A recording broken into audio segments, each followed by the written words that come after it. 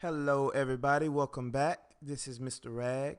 This video will be a quick tutorial on how to solve linear equations. So let's get to it. Alright, the first thing I'm going to mention and discuss with you is what the equal sign means. Okay, so the equal sign means that two expressions represent the same quantity, or two expressions have the same value.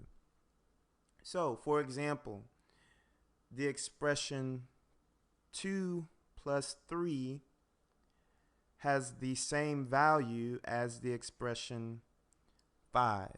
Okay, so 2 plus 3 is the same, represents the same value as 5. Okay, I'll give you another example. If I said x, so this expression here, x, would have the same value as 10. And if I asked you, well, what is the value of x, you would tell me 10, because this equal sign means that these two expressions represent the same value. So in this case, x would be equivalent to 10. All right. Now, what if I add 2 to both sides of my equal sign, to both expressions? If I add 2 to both expressions, well, I get 12 and I get another 12. So my equal sign is still valid. Okay, these expressions are still equal. Okay, even if I did the same thing with 2 plus 3 equals 5, even if I add the same amount, let's add another 5 to both expressions. Well, now I get 10 is equal to 10. So by doing the same mathematical procedure on both sides of the equal sign, I can see that it does not change it changes the value of the expression, but it's still valid. Okay, both expressions are still remain equal as long as I perform the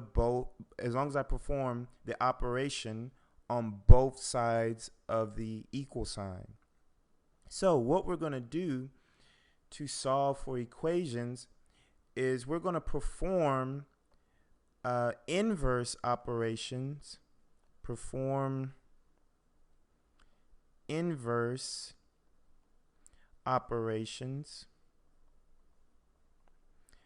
on both sides of the equal sign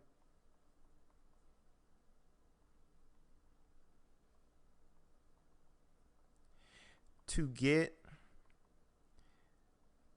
our variable by itself. Okay, we're just going to perform inverse operations. And inverse, you can kind of think of it as the opposite operation, okay, to make it simple for you. Okay, so let's go ahead and give it a try. All right, so let's say we have a number plus 10, and my pen is messing up, so I'm going to make that a 40. A number plus 40 equals, let's say 50. Okay, so a number plus 40 equals 50. Now, many of us can do this in our head and say, oh, hey, well, x has to be equal to 10 to make this equal sign valid, so that we have 50 on both sides of the equal sign.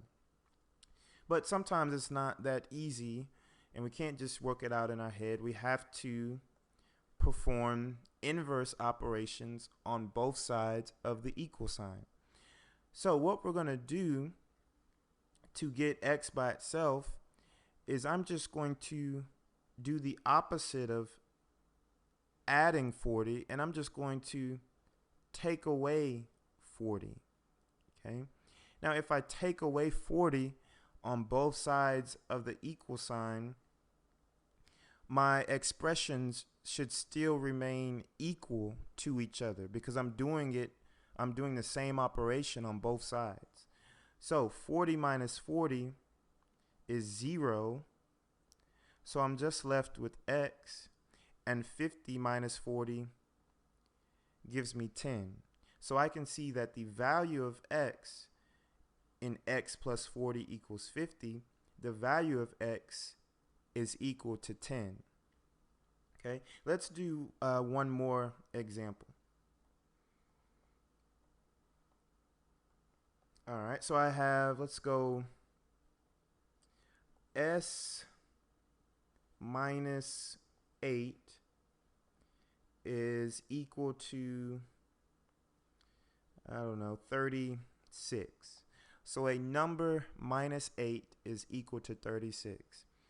So to figure out the value of s, what I'm going to do is perform the inverse operation on both sides of the equal sign. So I see that I have an s minus 8.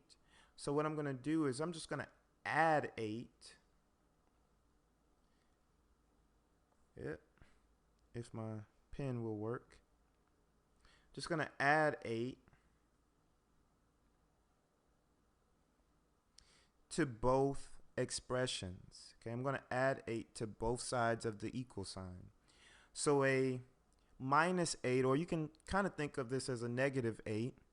So a negative 8 plus 8, that's going to cancel out, and that leaves me with 0. So I'm left with s equals 36 plus 8. Okay, and 36 plus 8, I see that that is 44.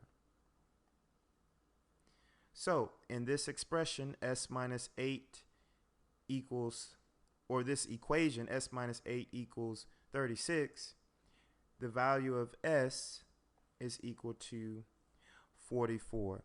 And I will stop right there, and I will pick back up in another video. Thanks for watching.